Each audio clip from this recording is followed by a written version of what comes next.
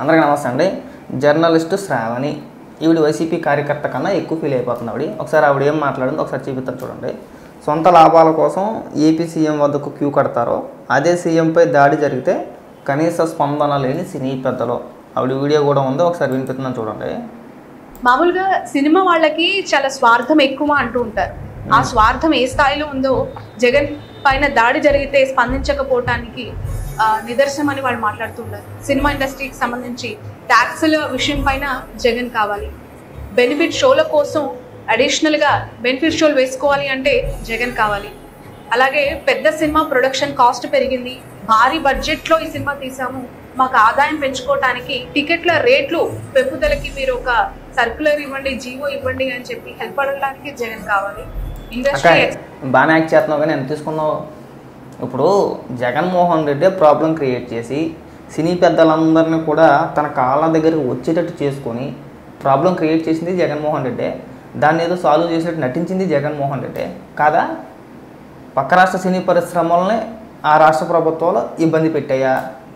కానీ కేవలం పవన్ కళ్యాణ్ గారి కోసం సినిమా రేట్లు తగ్గించి టికెట్ల రేట్లు తగ్గించేస్తాం, 5 రూపాయలకి టికెట్టు 20 రూపాయలకి టికెట్టు అని చెప్పేసి సినీ పరిశ్రమను నాశనం చేసేతను చూసింది ఎవరు? జగన్మోహన్ రెడ్డే కదా, అవునా కాదా? ప్రాబ్లం క్రియేట్ చేసింది జగన్మోహన్ రెడ్డి. సినీ పెద్దలు మొత్తం ఇంటికి రప్పించుకున్నది జగన్మోహన్ రెడ్డి. చిరంజీవి గారు, చిరంజీవి అంటే వ్యక్తి జగన్మోహన్ రెడ్డికి దండం పెట్టి మరీ అడిగాడు. నమస్కారానికి ప్రతి నమస్కారం సంస్కారం. ఇలా ఇలా నవ్వుతూ ఉన్నాడు తప్పితే తిరిగి నమస్కారం అన్నా చేసాడా?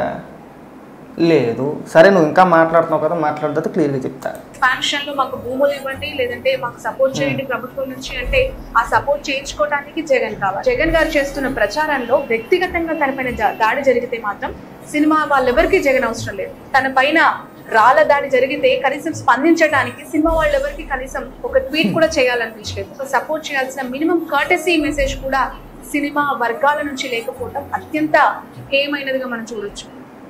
బాబాయ్ శబాస్ బాగా చెప్పావు, కానీ ఒక క్వశ్చన్ బాగా గుర్తుపెట్టుకో. సినీ పరిశ్రమకి జగన్మోహన్ రెడ్డి చేసింది ఏంటి ఈ 5 ఏళ్ల కాలంలో?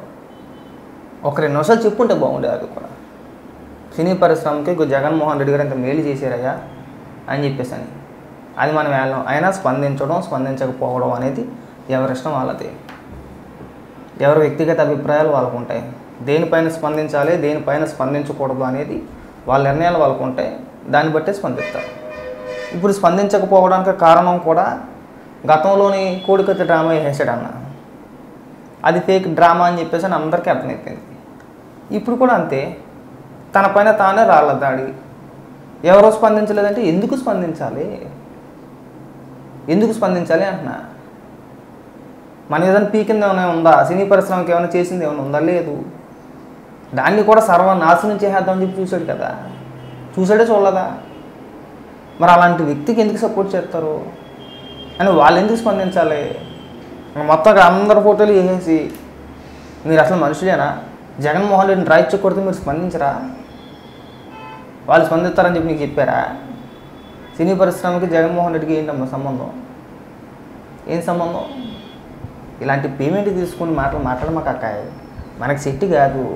ఇంకా చాలులే, అందరూ అయిపోయారు, ఇంకా నువ్వు ఒక్కదాని మిగిలిన ఒక అప్పర్ మేధావులు ముసుగులో ఉన్న కొంతమంది ఉన్నారు. వాళ్ళు ఇంకా నీకు తోడు జర్నలిస్టులు అని చెప్పుకునే కొంతమంది. ఇప్పుడు రీసెంట్గా నువ్వు వచ్చి పాపం జగన్మోహన్ రెడ్డిని రాయిచ్చు కొడితే ఎవరో స్పందించలేదు. ఎంత దుర్మార్గులో!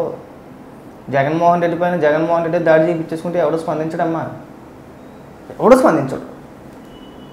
ఒకవేళ నిజంగా దాడి జరుగుంటే స్పందించుతురేమో. దాడి జరగలేదు కదా, చేయించుకున్నాడు కదా. చేయించుకున్న దానికి ఎలా స్పందిస్తారు?